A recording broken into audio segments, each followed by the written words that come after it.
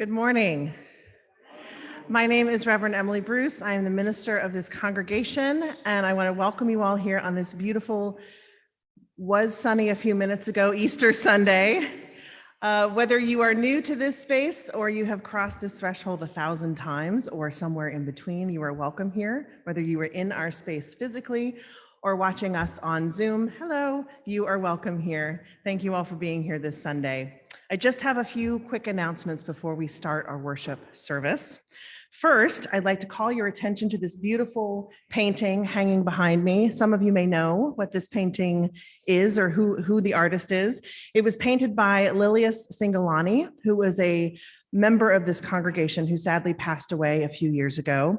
And along with this painting and several other paintings, she also left this congregation a gift of money when she passed. And we, after a congregational vote at our annual meeting, we are using those funds that she left us to replace the floor in our basement across the street so that our RE program and all of us will have a safe and mold-free space to gather. So we're very grateful to Lilius for this gift and honor her by hanging this painting today. Also, when you join us for coffee hour across the street, there's a bit of a display in Samson up on the stage with Lilius's work, newspaper articles about her. She was very active in this community before she died, and I hope you'll check that out as well. So, also, this message is for kids of all ages, but especially the little kids in the audience. We are going to be having an Easter egg hunt on the lawn of Beal House after worship today, right after worship. So as you leave, you will grab a bag. Laura has some bags in the back that you can take, and you are free to roam the grounds of Beal House, well away from the street, of course, and look for some Easter egg goodies. So I hope you all join us. And kids of all ages are welcome to search for eggs. So I now invite you to relax and join me in taking a deep breath in and out. Let your mind relax. Let your heart rate slow down. If your hands are clenched or you're feeling tension somewhere in your neck or your head or your shoulders, just try to gently let it go. If you're worried about the big Easter dinner you're providing later today, that will be waiting for you after this service is over. So just take another deep breath with me and out. And give yourself the gift of being with us in this space of worship this morning. Joan Thompson-Stein will give us our chalice lighting.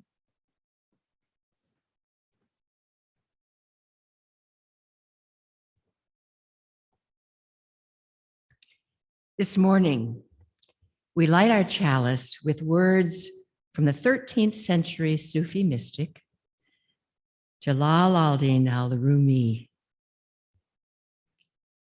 Every object and being in the universe is a jar, overflowing with wisdom and beauty, a drop of the Tigris that cannot be contained within any skin. Take joy in it. Every jarful spills and makes the earth more shining, as though covered in satin.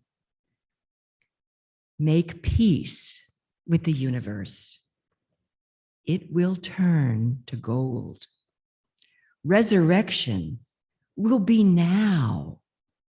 Every moment, a new beauty. Please rise in body or spirit and join us in singing our first hymn, number 63. Spring has now unwrapped the flowers.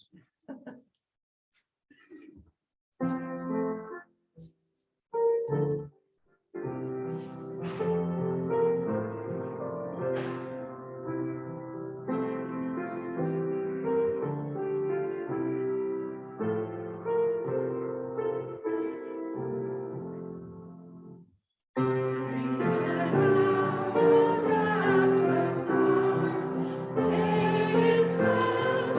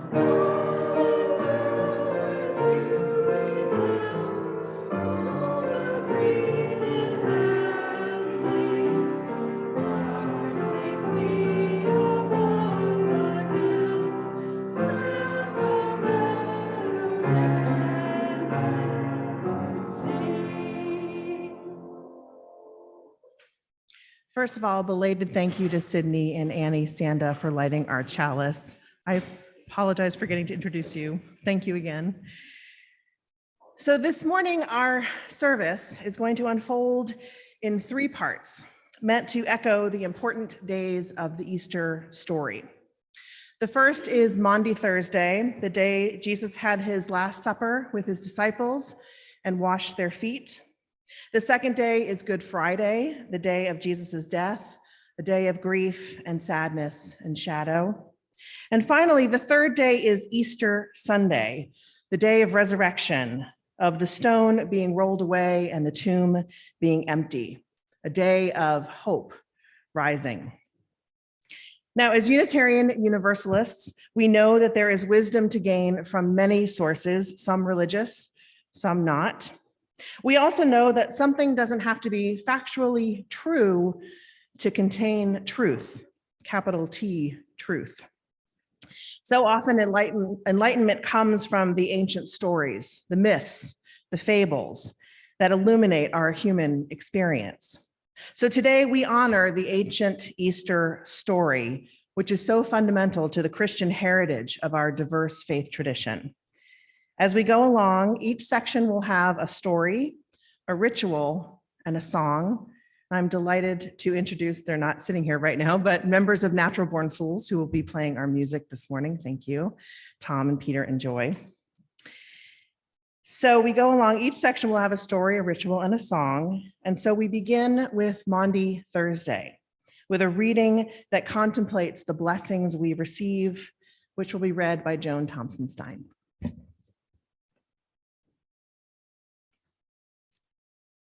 Jan Richardson wrote these words.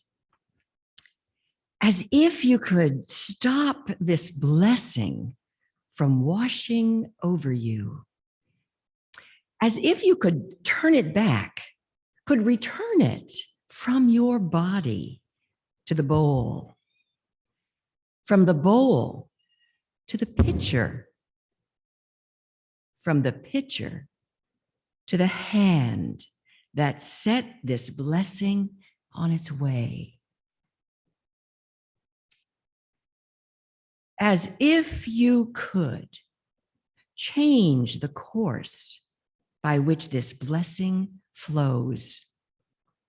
As if you could control how it pours over you, unbidden, unsought, unasked, yet startling in the way it matches the need you did not know you had. As if you could become undrenched, as if you could resist gathering it up in your two hands and letting your body follow the arc this blessing makes.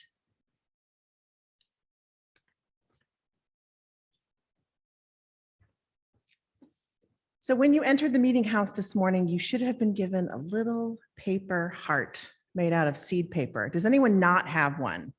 Raise your hand because we have extras. We can come around. Does anyone not have a heart, or does anyone need a pen? Okay, we've got a couple hands back there. Yeah, it's right here.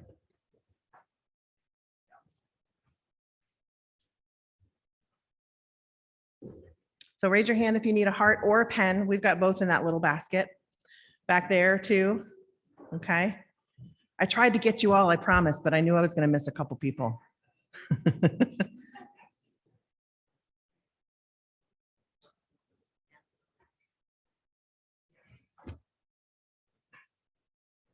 All right, I think everyone's covered, good? Great, okay.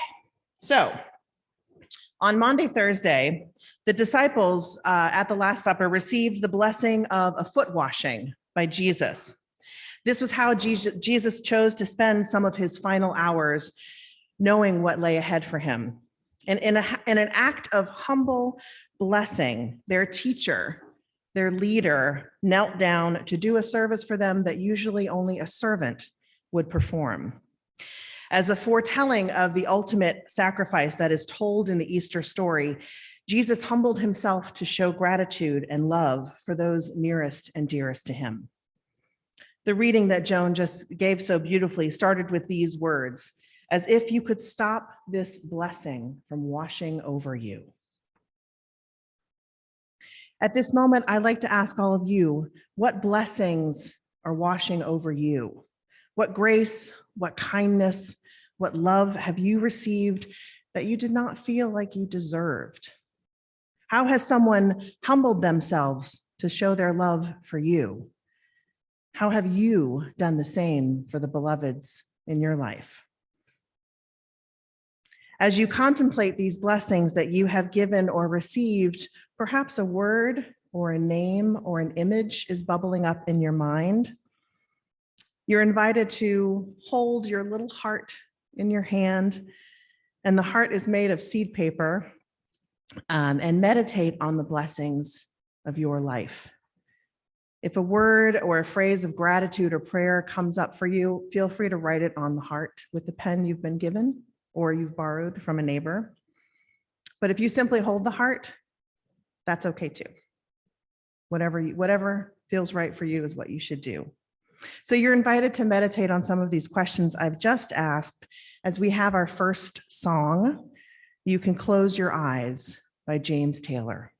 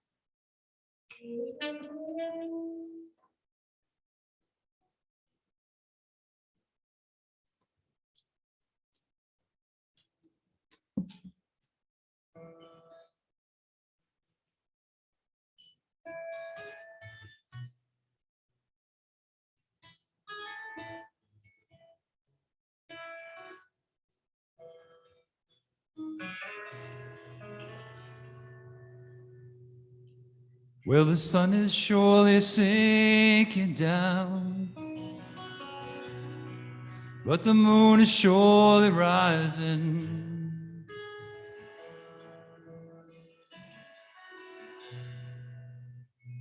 This old world must still be spinning round. Yeah, but I still love you. So close your eyes. You can close your eyes. It's all right. Oh, I don't know no love songs, and I can't sing the blues anymore. Yeah, but I can sing the song. You can sing this song when I'm gone.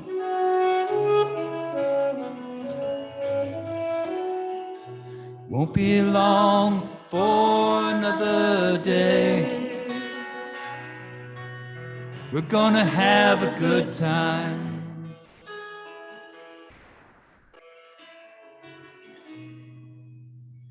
No one's gonna take that time away. You can stay as long as you like. So close your eyes. You can close your eyes. It's all right. Oh, I don't know no love songs. I can't sing the blues anymore.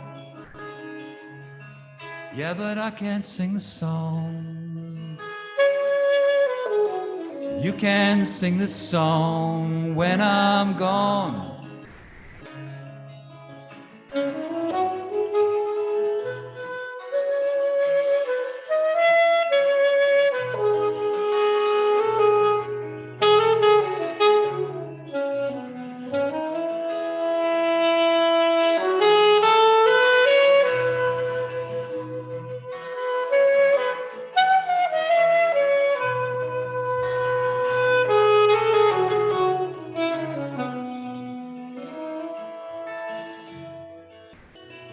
So close your eyes.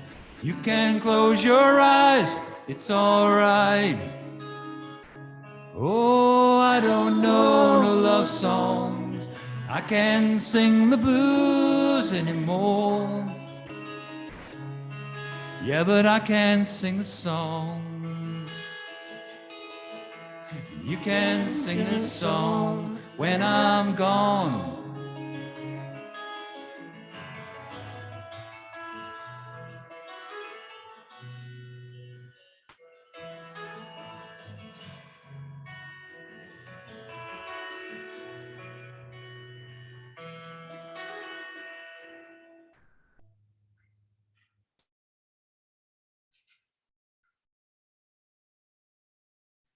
Spirit of life. The spirit of life is everywhere, evident in each new bud and shoot. We pray that our lives may be blessed with that same renewal we see all around us today in nature's annual celebration. We ask that our eyes may be open to gifts and companions that are part of our journey, whom we may be taking for granted. It is easy to walk the way of life with our eyes on the road ahead and to forget to look over into the eyes of those who share the way with us. Whether they are friends, family, or partners, it is good to remember that a Holy Spirit can be found in familiar and unexpected people and places. The last place we expect to find that spirit is in the tomb within ourselves, where hopes and possibilities have lain buried, killed by time and circumstance and potential unfulfilled. May we open that tomb today. May those hopes and possibilities wake and walk beside each of us.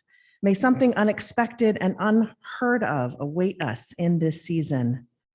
Spirit of life, be with us and help us to be awake to the springtime miracle that is in each one of us. We pause now in silent witness to these hopes and aspirations. Let us be still for this moment together.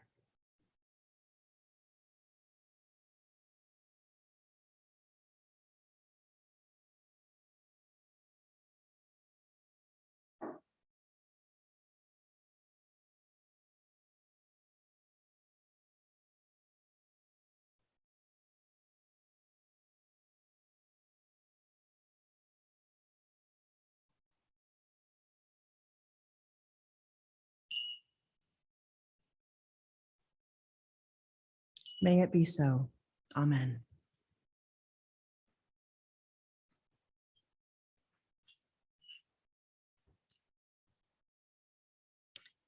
When we give, we say yes to something we value. In this congregation, we take up an offering each week to say yes to the values of our UU faith and yes to this beloved community. Please give as you are able. Know that today's offering will be gratefully received. Our offering instrumental is Ubi Caritas, which translates to where charity and love are, there God is.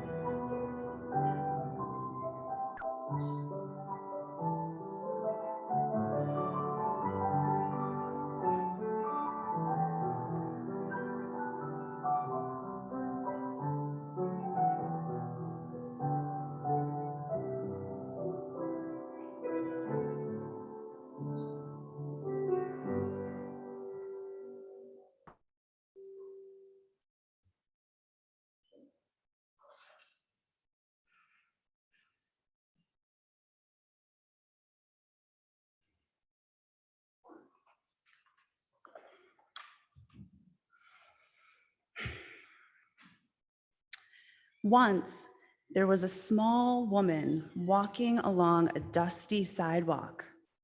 She probably was already quite old, but she was light-footed and her smile had a fresh brilliance like that of a reckless young girl. She stopped at a huddled figure and looked down. She could not recognize much. This being sat in the dust and seemed almost without a body. It reminded her of a flannel blanket with just a vague outline of a human. This small woman bent down a little and asked with curiosity, "Who are you?" Two almost lifeless eyes tiredly looked up. "Me?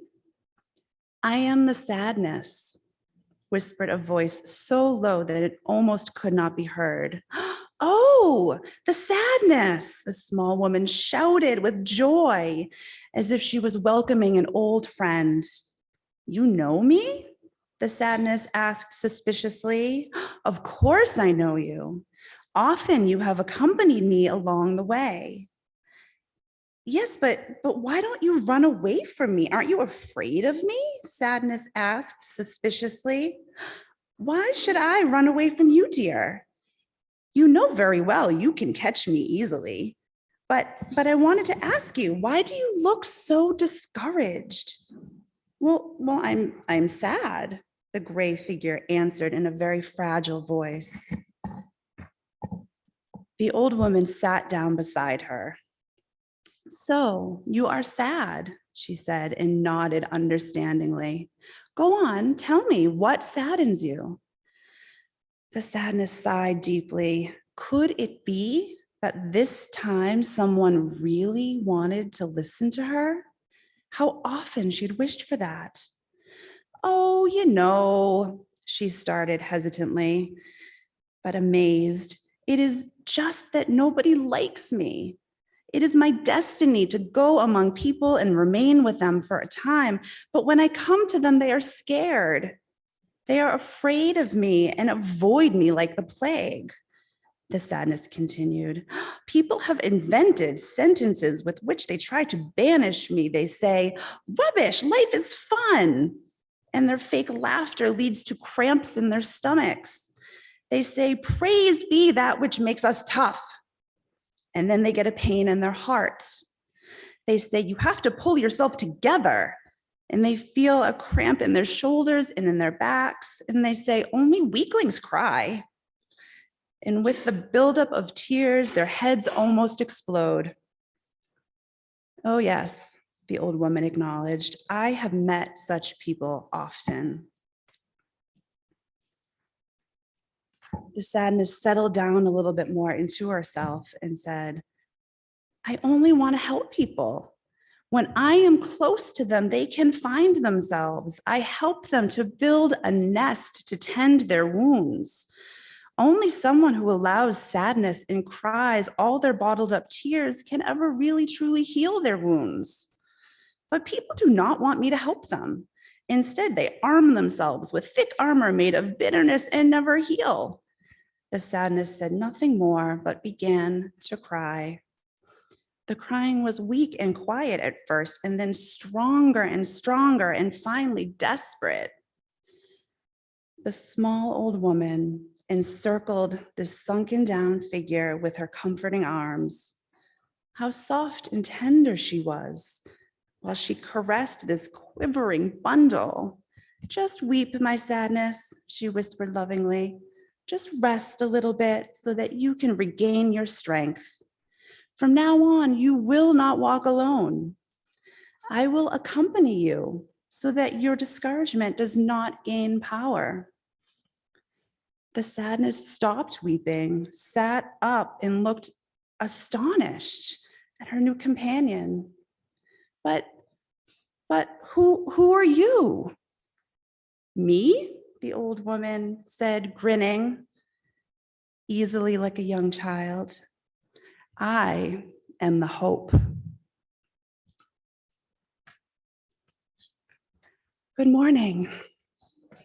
My name is Laura Sanda, and I serve this community as your Director of Religious Enrichment.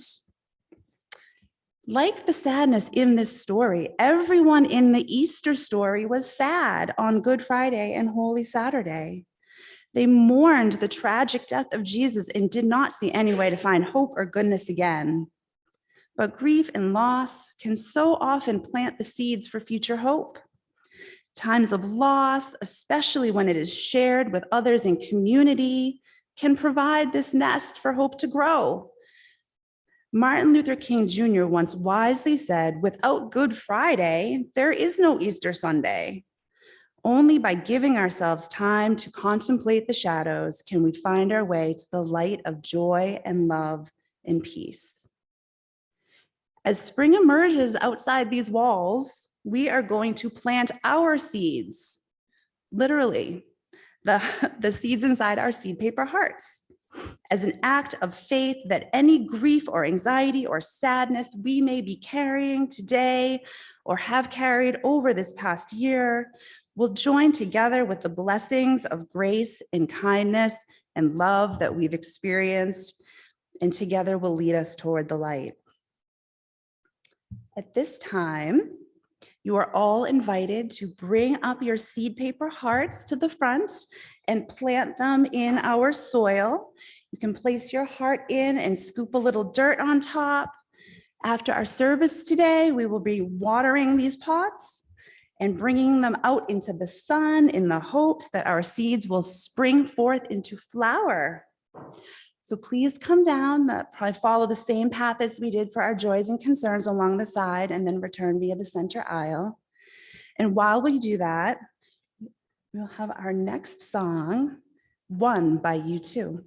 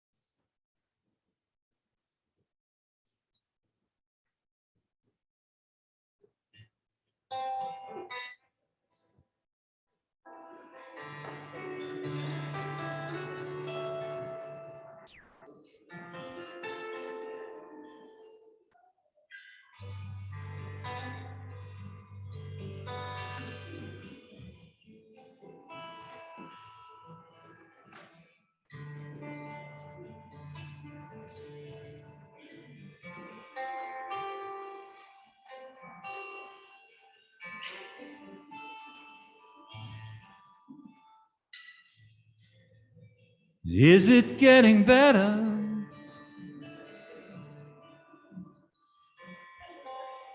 Do you feel the same?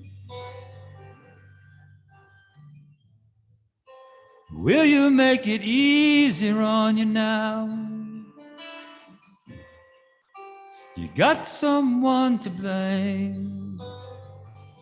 Say, one love, one life, one need in the night. One love, we got to share it. Alicia, baby, you don't care for it.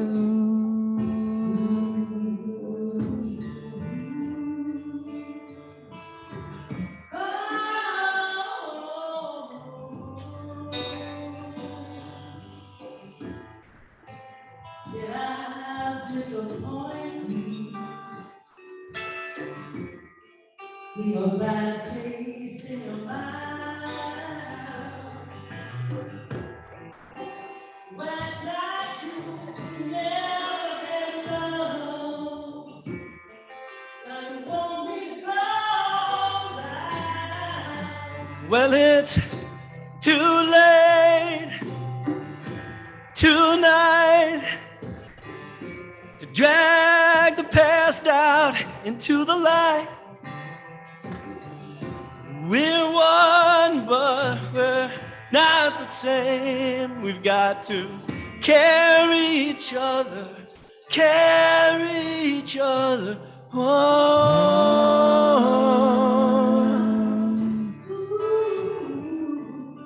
One.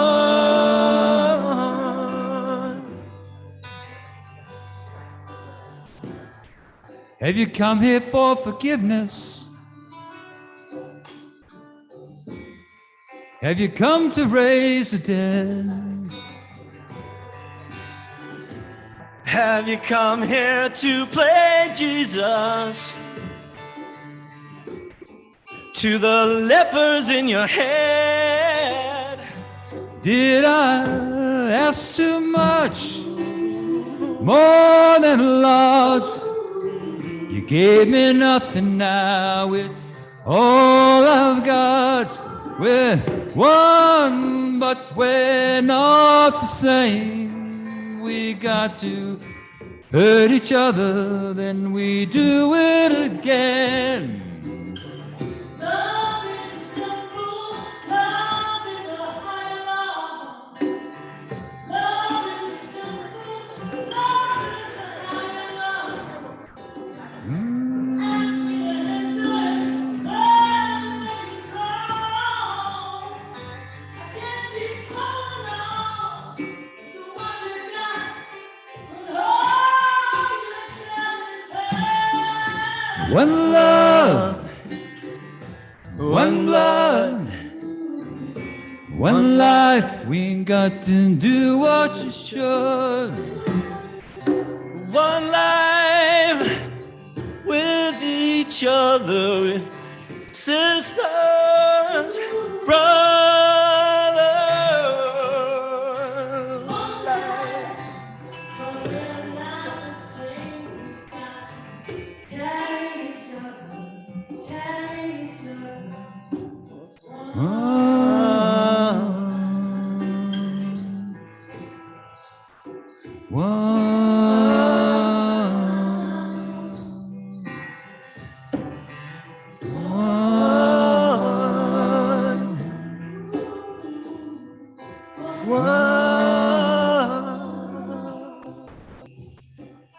Did I ask too much? More than a lot. You gave me nothing, now it's all I've got. We're one, but we're not the same. We carry each other, we carry each other. One.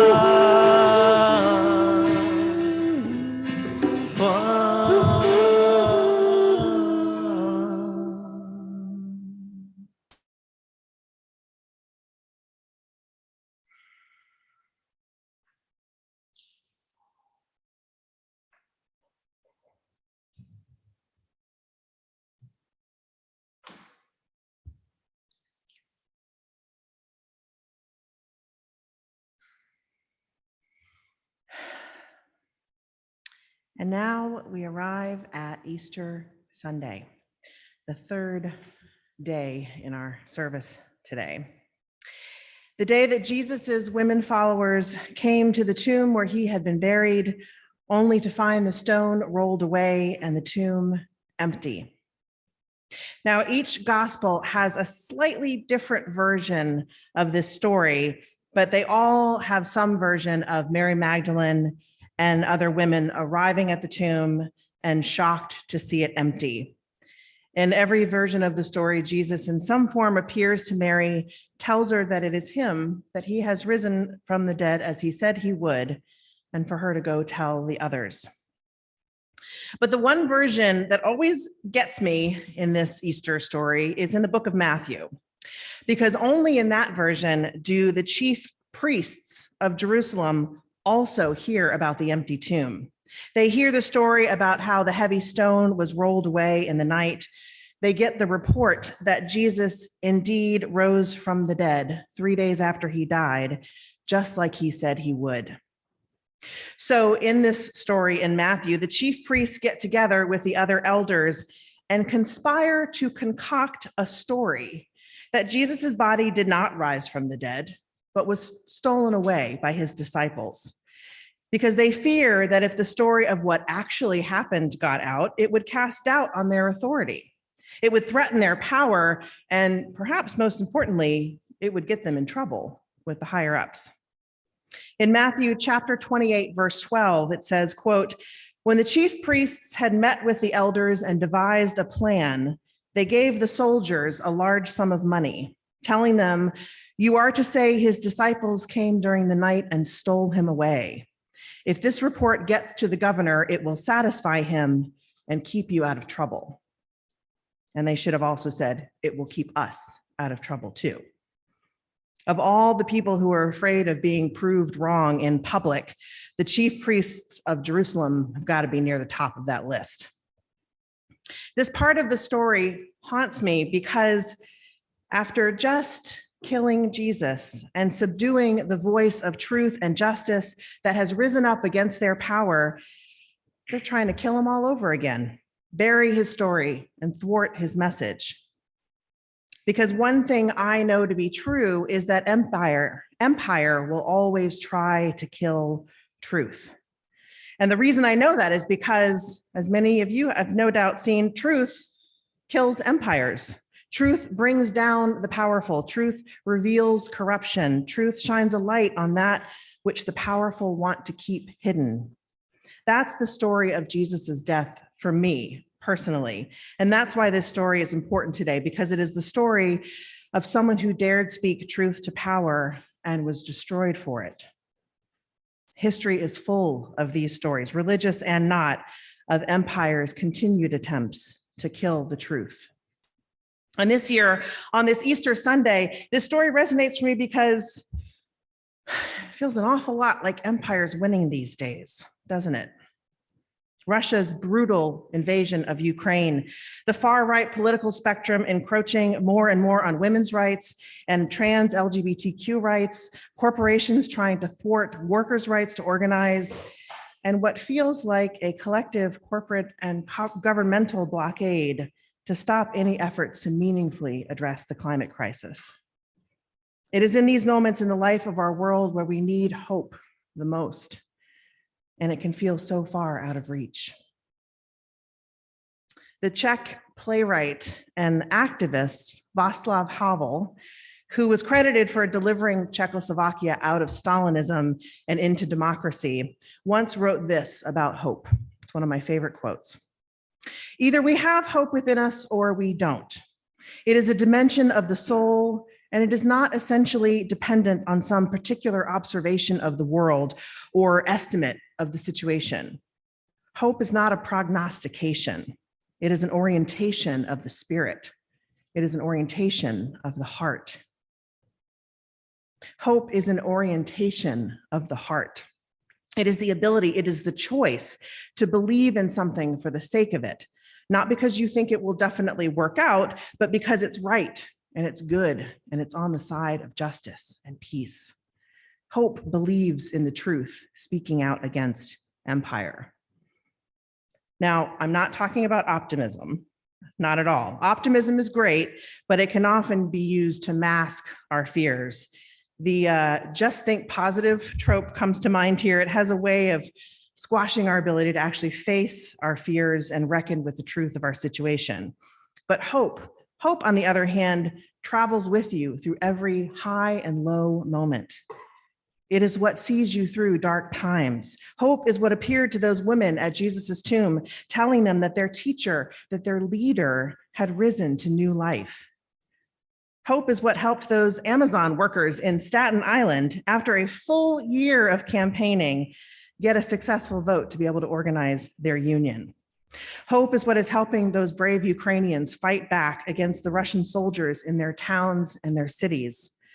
Hope, like the story we had earlier from Laura, is what holds us when we cry so that we may build our strength again.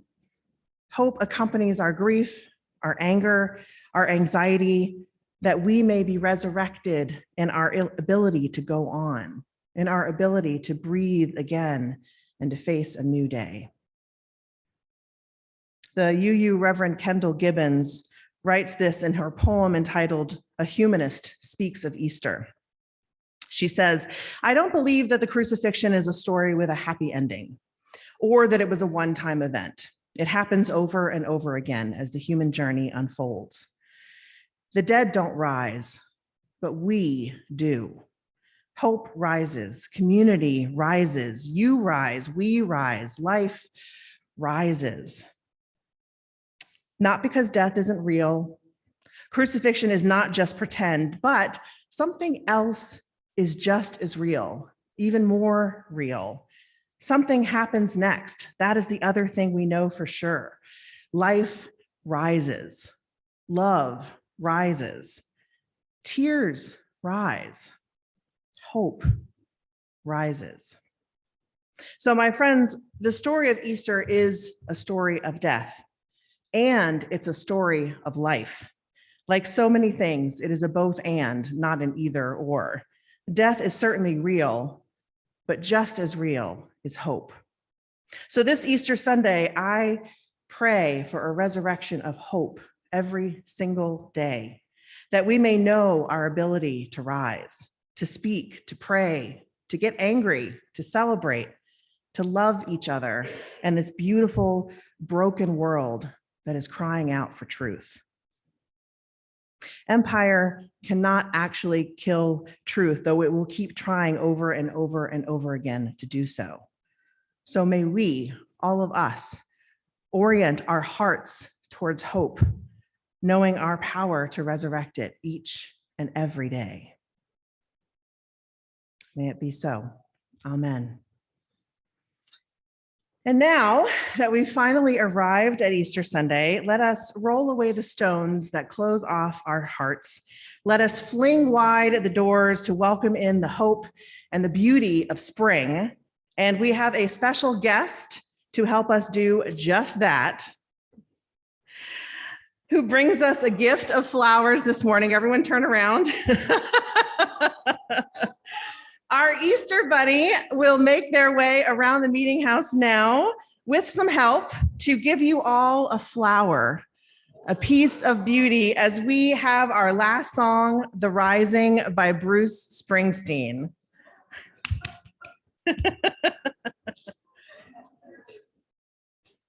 Yeah, if any of the kids want to come up and help our Easter bunny distribute some flowers, that would be really helpful, because the Easter bunny doesn't see so well. So make sure everybody gets a flower, okay? Everybody gets a flower.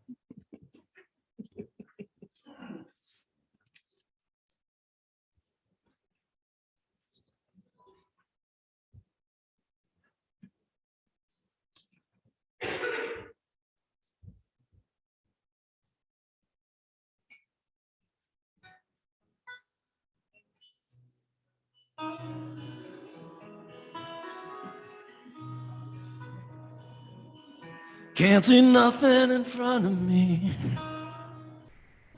Can't see nothing coming up behind. Make my way through this darkness. Can't feel nothing but this chain that binds me. I lost track of how far I've gone. How far I've gone, how high I've climbed. On my back's a 60-pound stone. On my shoulder, half a mile line. Come on up for the rising.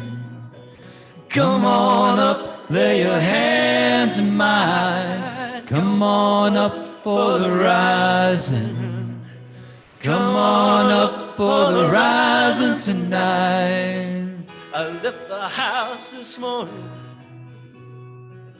bells ringing, filling up the air, because of my calling. On wheels of fire, I come rolling down here. Come on up for the rising. Come on up, lay your hands in mine. Come on up for the rising. Come on up for the rising tonight. La la la la la la la la la la la la la la la la. La la la la la la la la la la la la la la la.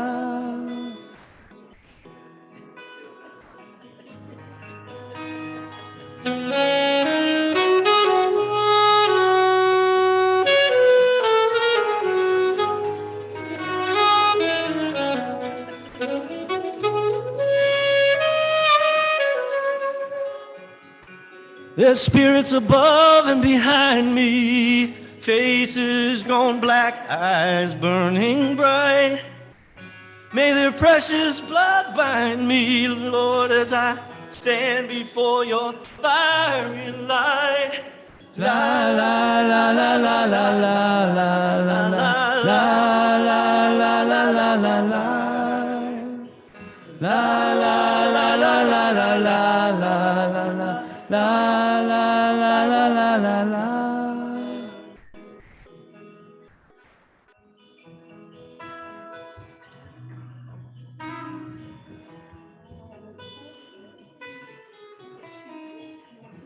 I see you, Mary, in the garden of 1,000 sighs. There's holy pictures of our children dancing in a sky that's filled with light. May I feel your arms around me. May I feel your blood mixed with mine. A dream of life comes to me like a catfish jumping on the end of my line. Sky of blackness and sorrow, sky of love, sky of tear, the sky of glory and sadness, sky of mercy, sky of fear, the sky of memory and shadow. Your burning wind fills my arms tonight. Sky of longing and emptiness, a sky of fullness, sky of blessed light. Come on up for the rising. Come on up, lay your hands in mine. Come on up for the rising. Come on up for the rising tonight. La la la la la la la la la la la la la la la la. La la la la la la la la la la la la la la la.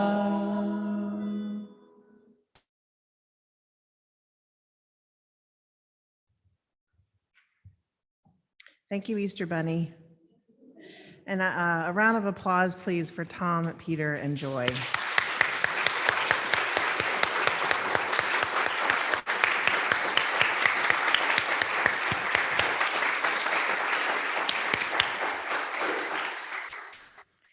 Friends, a closing prayer, and then our final hymn, and then off we go to hunt eggs. Let us imagine for a moment that our lives are like the baskets that our children will use today to collect colorful eggs and candy. And as we welcome that imaginative connection, let us pause for a moment to accept a blessing. May the things you collect in your basket, like painted eggs and colorful flowers and Easter grass, bring you a new appreciation of beauty. May the things you collect in your basket, like chocolates and jelly beans, bring your life sweetness. May your basket always be full enough that you are able to share your bounty with others, especially those whose baskets do not contain as much. May your basket be large enough to accept the occasional disappointment of an empty Easter egg, or perhaps a sticker instead of a Hershey's Kiss. Nothing against stickers. May your life, like the egg before it is opened or the ribbon before it is untied, offer up new surprises that bring joy. And finally, may your life, like the reeds of a basket, be interwoven with others, partaking in a community to celebrate all that is good. In the spirit of the little things that offer to us cherished meanings, may our lives indeed be blessed. May it be so, friends. Amen. Now, please rise in body or in spirit to join us in singing our closing hymn, number 61, Lo, the Earth Awakes Again.